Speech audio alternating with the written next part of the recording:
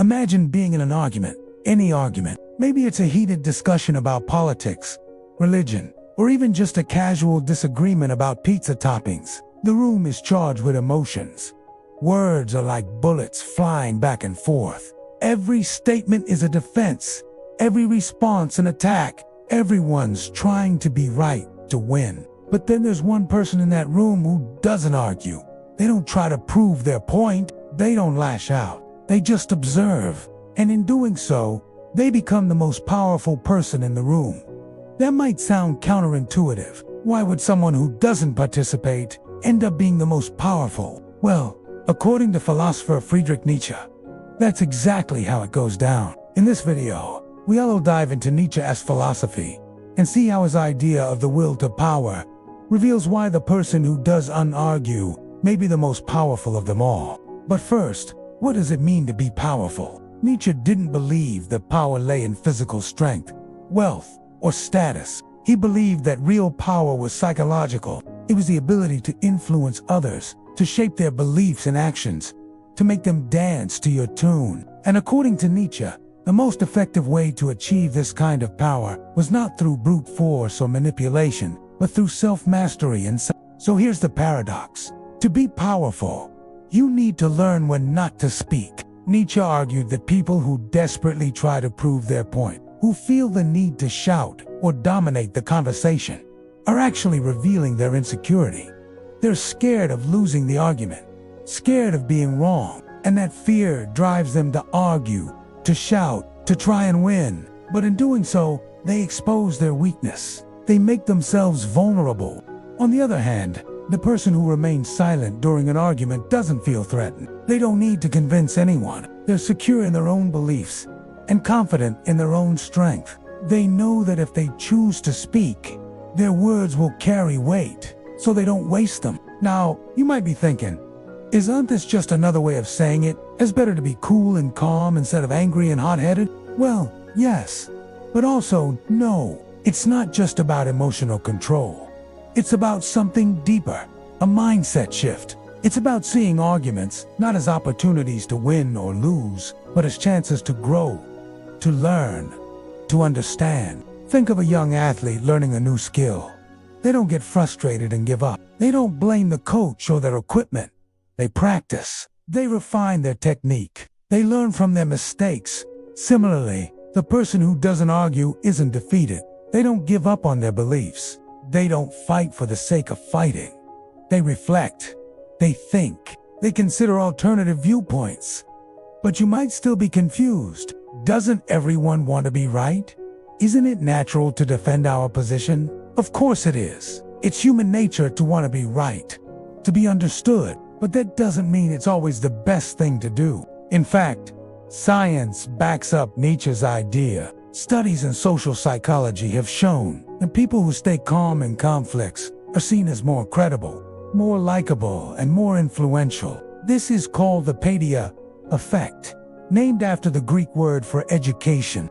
Just as a well-educated person is able to control their emotions and express their opinions calmly and effectively, similarly, the person who doesn't argue comes across as educated, intelligent, and sophisticated. So, what does this mean for you? How can you use Nietzsche's wisdom and modern psychological insights to become more powerful? First, you need to learn when to speak and when to stay silent.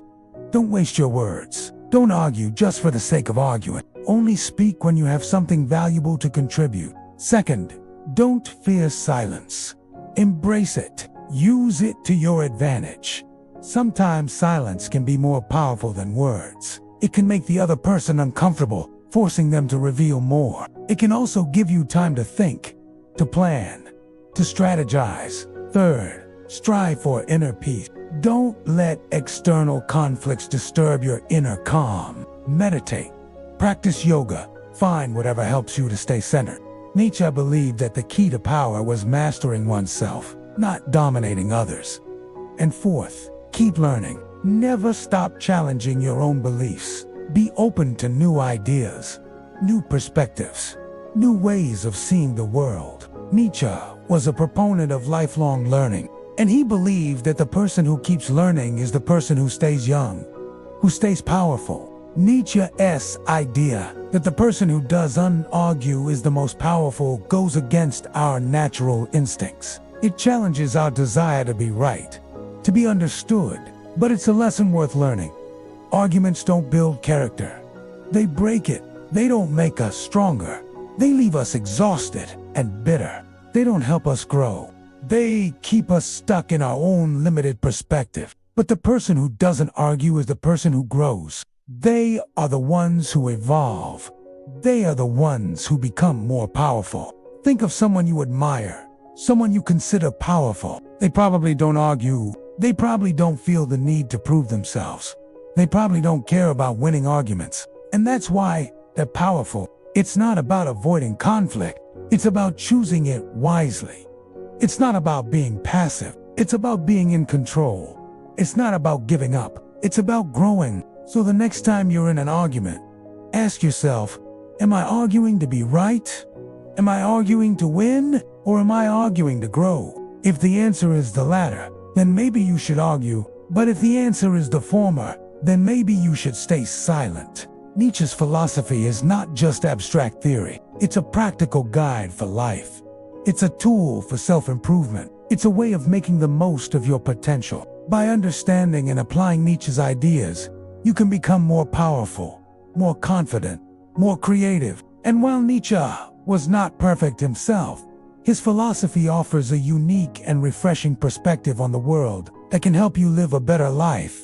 If you found this video insightful, I encourage you to delve deeper into Nietzsche's philosophy. Start with his most famous work, Thus Spoke Zarathustra. And for a more approachable introduction, I recommend the book Nietzsche for Beginners by J. O'Neill. It's a great starting point. Additionally, there are several fantastic documentaries on Nietzsche available. And if you enjoyed this exploration of Nietzschean thought, I invite you to subscribe for more such thought-provoking content. And please, don't forget to support us. Your support means the world to us. As always, thanks for watching. Stay curious and keep asking questions. And until next time, here is a quote from Nietzsche to ponder. He who has a why can endure anyhow.